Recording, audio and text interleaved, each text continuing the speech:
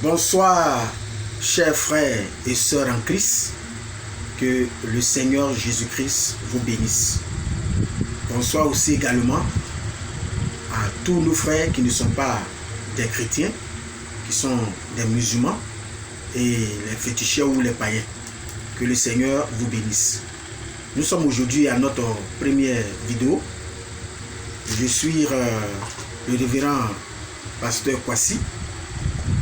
Et ce soir, nous allons aborder un sujet très important qui est un message qui va toucher un peu la religion islamique. Nous aurons beaucoup de points à développer sur l'islam. Mais aujourd'hui, nous allons commencer sur Dieu n'a pas élu les Ismaélites.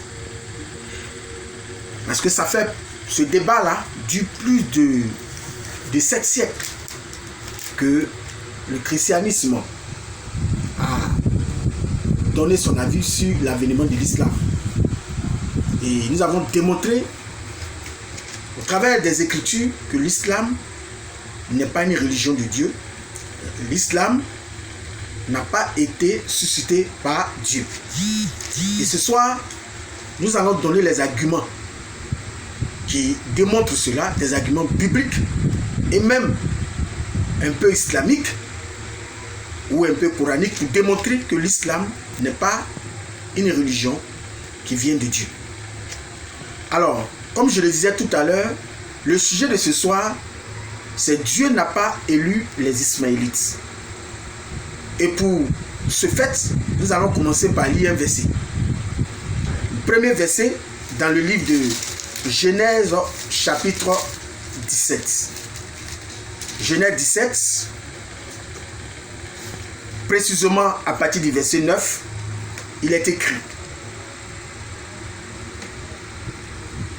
J'établirai mon alliance. Lorsque Dieu s'est révélé à Abraham dans Genèse 17, Dieu est apparu à Abraham. Dieu a donné sa pensée par rapport à Abraham, puisque Dieu, dans Genèse chapitre 12, Dieu s'était révélé à Abraham. Il a demandé à ce qu'Abraham parte de sa patrie, de sa parenté, pour aller dans la terre de Canaan. Abraham étant arrivé, Abraham n'avait pas d'enfant, il n'avait pas de fils, et il avait eu un fils par le biais de la servante d'Agar, de la servante de Sarah, du nom d'Agar, et qui était Ismaélite. Et Dieu, après la naissance d'Ismaël, Dieu se révèle à Abraham dans Genèse 17 pour lui confirmer à nouveau la naissance d'un fils, qui sera un fils spécial au travers de qui l'alliance allait passer, l'alliance du salut. C'est-à-dire le Messie allait être l'un des descendants de Isaac. Alors, Dieu se révèle à Abraham dans Genèse 17. À partir du verset 9, je lis: J'établirai mon alliance avec toi et ta descendance après toi, dans toutes les générations. Dans toutes leurs générations. Ce sera une alliance perpétuelle, en vertu de laquelle je serai ton Dieu et celui de tes descendants après toi. Je te donnerai et à tes descendants après toi, le pays dans lequel tu viens d'immigrer, tout le pays de Canaan en possession perpétuelle, et je serai leur Dieu. Dieu dit à Abraham: toi, tu garderas mon alliance, toi et tes descendants après toi, dans toutes les générations. Alors, nous voyons que Genèse 17, versets 7 à 9, Dieu parle à Abraham en ces termes qu'il fait une alliance avec Abraham et que cette alliance va concerner aussi les descendants d'Abraham. Et Abraham, nous voyons qu'Abraham va négocier pour que Dieu prenne Ismaël. Parce qu'Ismaël était né à ce moment. Ismaël était le fils qu'Abraham avait mis au monde par Agar. Donc Abraham va négocier pour que Dieu se souvienne d'Ismaël et que Dieu prenne Ismaël comme l'enfant par qui l'alliance allait passer. Dieu va répondre à Abraham à partir du verset 19 que je lis. Mais Dieu dit, certainement ta femme Sarah va te donner un fils et tu l'appelleras Isaac. Voilà, certainement, ça dit c'est sûr que Sarah ta femme aura un fils et tu l'appelleras Isaac. J'établirai mon alliance comme une alliance perpétuelle avec lui et sa descendance après lui. Voilà, donc Dieu dit ici au verset 19 du chapitre 17 que l'alliance qu'il va faire avec Abraham passera par Isaac et non par Ismaël. Mais comme Ismaël est aussi le fils d'Abraham par Agar, puisque Abraham avait intercédé que l'alliance passe par Ismaël, Dieu retoque cela et Dieu dit que cette alliance passera par Isaac. Au verset 20, voilà ce que Dieu dit d'Ismaël. À l'égard d'Ismaël, je t'ai entendu. Je le bénirai et je le rendrai fécond et je le multiplierai à l'extrême. Il engendrera 12 princes et je ferai de lui une grande nation. Verset 21. Mais en ce qui concerne mon alliance, je l'établirai avec Isaac, que Sarah te donnera à cette époque-ci de l'année prochaine. Voici que c'est clair. C'est pour cela que j'ai intitulé ce sujet « Dieu n'a pas élu les Ismaélites ». Dieu n'a pas choisi les Ismaélites comme faisant partie de l'alliance du Seigneur. Le Seigneur ici est clair. Je ne comprends pas certains de nos frères musulmans qui font bec et ongle pour pouvoir retourner ces versets, falsifier ces versets, pour pouvoir ranger Ismaël dans le lot de ceux par qui l'alliance doit passer. Je pense que ce soir, nous allons apporter beaucoup d'éclaircies, beaucoup d'arguments et de démonstrations bibliques et même coraniques pour démontrer que Ismaël n'est pas l'élu de Dieu. Ismaël, certes, est l'enfant d'Abraham, et on voit qu'au verset 20, Dieu n'a pas oublié Ismaël puisqu'il a promis la multiplicité d'Ismaël à l'égard de la richesse, à l'égard d'avoir beaucoup d'enfants, à l'égard de la prospérité financière. Mais sur le plan de l'alliance, sur le plan spirituel, il n'a pas choisi Ismaël comme celui-là par qui le salut allait passer. Mais par contre, c'est Isaac qui a été choisi comme l'élu par qui le salut allait passer. Alors, je vais donner plus de versets pour démontrer cela. Que l'alliance perpétuelle avec Dieu est promise à Isaac et non à Ismaël. C'est pourquoi les Ismaélites ne reçurent aucun prophète. Les Ismaélites n'ont jamais reçu de prophète. Je vais lire Genèse 21, verset 9 pour démontrer quelque chose. Genèse 21, le verset 9. Écoutez ceci. C'est un verset important aussi. Quand Isaac est né, puisque Dieu au chapitre 17 avait annoncé que Isaac allait naître l'année qui allait suivre, quand Isaac est né et qu'on était en train de sévrer Isaac, la Bible dit que Sarah vit rire le fils que l'égyptienne Agar avait donné à Abraham. Sarah, la mère d'Isaac, a vu Ismaël était en train de se moquer de Isaac. Alors le rire d'Ismaël signifiait beaucoup de choses. Le temps va nous manquer de démontrer cela. Peut-être qu'une autre fois, je vais apporter des démonstrations bibliques pour donner le sens de ce rire d'Ismaël. Mais en tout cas, c'était un rire de maître. Un rire qui n'était pas un bon rire. Au verset 10, elle dit à Abraham, chasse cette servante et son fils, car le fils de cette servante n'héritera pas avec mon fils Isaac. Vous voyez? N'héritera pas quoi? Il ne sera pas celui par qui l'alliance allait passer. Cette parole depuis fort à Abraham à cause de son fils. Mais Dieu dit à Abraham, n'aie pas de déplaisir à cause du garçon et de ta servante.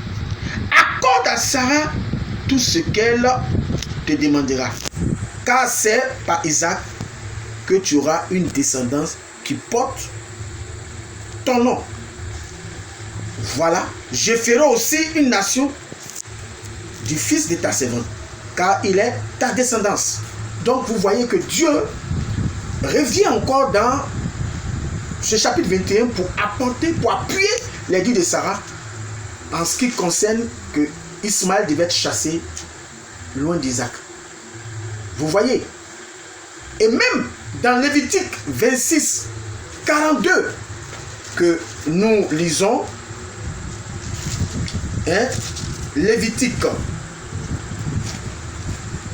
Lévitique 26, 42, voici ce qui est écrit. Nous sommes toujours en train de prouver que l'alliance, c'est Isaac et non Ismaël. Je me souviendrai, nous sommes dans Lévitique 26, 42, je me souviendrai de mon alliance avec Jacob. Voilà, de mon alliance avec Jacob. Je me souviendrai de mon alliance avec Isaac et de mon alliance avec Abraham. Et je me souviendrai du pays. Vous voyez que le texte est très clair. Le texte ici dit que l'alliance va passer par Abraham, Isaac et Jacob. Or, nous savons que Isaac n'est pas sorti d'Ismaël, Jacob n'est pas sorti d'Ismaël. Abraham a eu deux fils, Seth, Ismaël et Isaac. Mais ici, le Seigneur montre le cheminement de l'alliance, où l'alliance allait passer jusqu'à nous. L'alliance allait passer par Isaac, après Abraham, Isaac, Jacob, etc. Judas, jusqu'à ce qu'on arrive au Seigneur Jésus-Christ, jusqu'à ce qu'on arrive à nous. Donc voici quelques versets qui prouvent que l'alliance ne passe pas par Ismaël, mais que l'alliance passe par Isaac. Aussi, il y a un point que j'aimerais soulever. Pourquoi? Parce que souvent, les commentateurs islamiques ont pour habitude de dire que Ismaël est devenu une grande nation. Ismaël est devenu une grande nation. Ismaël est devenu une grande nation. Mais le fait que les Ismaélites soient une grande nation ne les différencie pas des ennemis comme les Babyloniens que Dieu a désigné par la même expression. Grande nation. Ismaël n'est pas la seule grande nation qui a existé dans la Bible. Les Babyloniens aussi ont été une grande nation. C'est pour ça que je vais lire un texte pour le prouver, parce que souvent les Ismaélites utilisent cet argument pour dire oui, Ismaël est devenu une grande nation, mais Dieu a dit qu'Ismaël est devenu une grande nation. Mais il n'a pas dit que ce n'est pas Ismaël qui a passé l'alliance du salut. Dieu n'a jamais dit cela. Alors quand souvent les islamistes sont coincés, les arguments retournent contre eux-mêmes, ils font sortir la thèse des grandes nations. Nous allons lire Jérémie 6, 22 à 23 pour démontrer que d'autres nations ont été désignées comme des grandes nations. Mais ce n'est pas parce qu'ils ont été désignés comme étant grandes nations qu'ils ont été moins les ennemis d'Israël. Ou ce n'est pas parce qu'ils ont été désignés comme grandes nations que l'alliance du salut est passée par ces nations.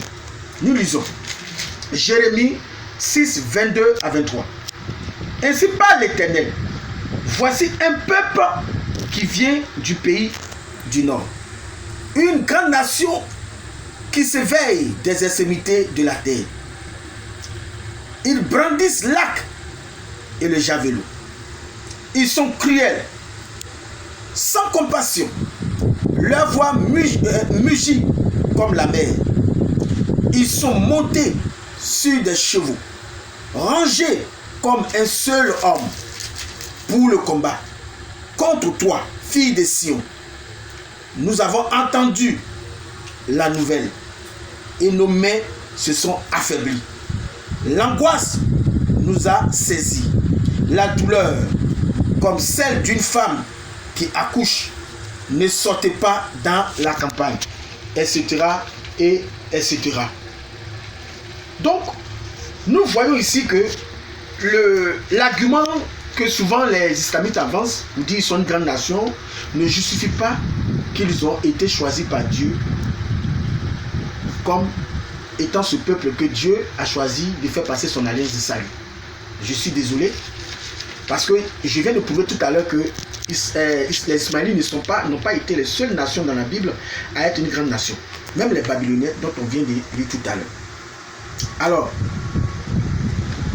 et pour renchérir ce que je suis en train de dire, nous voyons aussi que même Ismaël n'est pas... Parce que souvent quand les Ismaélites parlent, ils disent que c'est l'avènement, c'est au temps de Mohammed que les Ismaélites sont devenus une grande nation. Que la prophétie de Genèse 17, où Dieu dit qu'il va faire d'Ismaël une grande nation, s'est accomplie au temps de Mohammed. Je suis désolé. Je suis désolé. On sait comment s'est fait la conquête de l'islam dans l'Arabie. Je ne vais pas m'introduire aujourd'hui dans ce sujet, mais le temps viendra où je vais me prononcer sur ce sujet. Mais on voit que les Ismaélites sont devenus une grande nation. Cela s'est accompli avant l'arrivée de Mohammed en Arabie. Nous lisons dans le livre de Genèse chapitre 25, précisément le verset 12. Voici la prospérité d'Ismaël, fils d'Abraham, que l'Égyptienne Agar, servante de Sarah, avait donné à Abraham. Et puis à partir du verset 13, ils vont commencer à citer les 12 princes que Ismaël a eu à cette époque.